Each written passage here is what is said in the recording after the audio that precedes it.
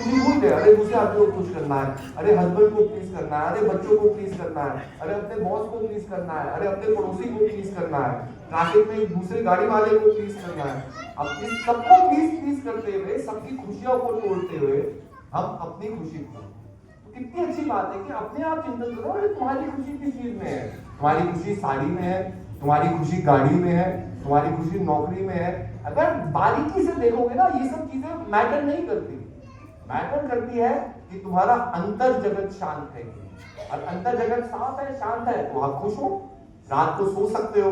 और अंतर जगत शांत नहीं है तो भाई आपके ही कर्म आपकी परछाई बन के आपके साथ चलते रहेंगे, जिसको हम गिल्ट कहते हैं। अगर हमने कुछ बुरा किया तो उसका लिखा लिखा अपने साथ देखेंगे। तो जीवन की कड़ियां अनेक है, हमें सही रास्ते पे चलना है, मन को पवित्र बनाना है। इसी के लिए गुरु महाराज जी हमें ज्ञान देते हैं, साधना करो, भजन सुमिरन करो, तभी जीवन में हम आगे बढ़ सकते हैं। अभी अभी हमने भी अपना जन्मदिन मनाया दिल्ली में, पंजाबी बाग में। तो पंडित जी ने ग्रहों के बारे में तो बता दिया। मैंने कहा पंडित ग्रह तो शांत हो जाएंगे, लेकिन एक ग्रह ऐसा है वो कैसे शांत होगा? अरे आप क्यों हंस रहे हैं? मैं तो समय की बात कर रहा हूँ। मैंने बीबी की बात तो की नहीं। आप कुछ और सोच रहे हैं। अगर अनाते आपने कितना गुस्सा कर दिया। मैं तो कह रहा हूँ कि एक चीज से मुश्किल है चीज समय के हम सब आदि है ना, समय के आदि नहीं है। समय निकलता चले जाता है, कहते हैं समय नहीं रहा। अब ही तो है समय आपके पास, तो अपना कर्म करो, सही जगह पे अपने मन को लगाओ। तो मन को सही जगह लगाओगे तो सही चीजें जीवन में। अब ये मन ही सही जगह नहीं लगाया। अब हम लखनऊ में बैठे हैं, कोई मुस्कुरा नहीं रहा, और मुस्कुरा भी रहे तो मन के अंदर वो खुशी है ही नहीं, वो झलक ही नहीं रही। तो जब सोचना, करना और मंशा अलग अलग होगी, हम समाज में भटकते हुए। इसलिए स्थिरता और धैर्यता होनी चाहिए कि जिस चीज को हम जाना चाहते हैं, अगर हम संसार से मुक्ति चाहते हैं तो संसार का परहेज भी करना होगा। ये तो नहीं कि संसार का भोग करते हुए हम संसार से निर्मोही हो जाएंगे, वो हो नहीं सकता।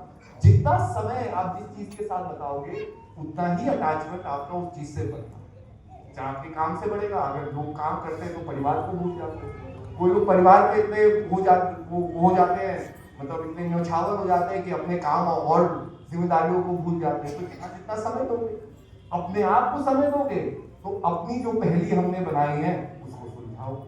अपने आप को समय नहीं दोगे, संसार को समय दोगे, तो बाबा कितनी पहेलियां तो सुलझानी बाकी है, नई पहेलियां बनती रहेंगी, नए प्रश्न उत्तर आते रहेंगे, नई कामनाएं, नई उम्मीदें, नई उमंगे, और उसके साथ नई निराशाएं, क्योंकि जो उमंग पूरी नहीं होगी वो फिर आपको निराश ही करेगी। तो ये तो जीवन का चक्रवृद्धि चलता है।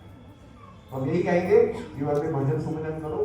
गुरु महाराज जी ने हमें एक अनमोल खजाना हमें दिया है, जिस खजाने का उपयोग करके हम इस भव सागर को तान सकते।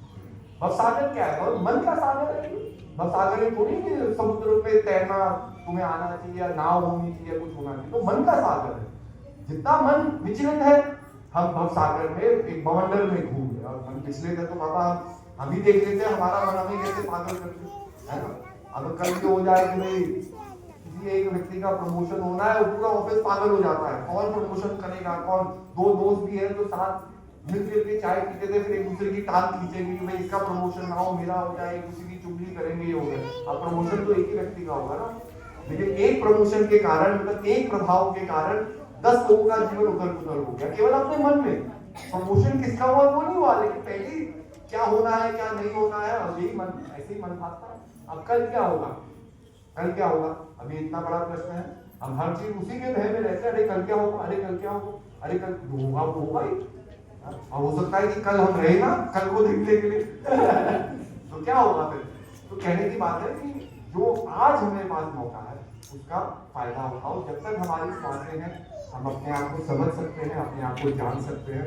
और अगर भजन सुमिरन नहीं करेंगे तो अपने आप को समझ नहीं सकते। इसलिए भव सागर से तरना है तो सबसे पहले मन की पहेली को सुलझाओ, और वो केवल आत्मज्ञान से आपको सुमिरन करेगी।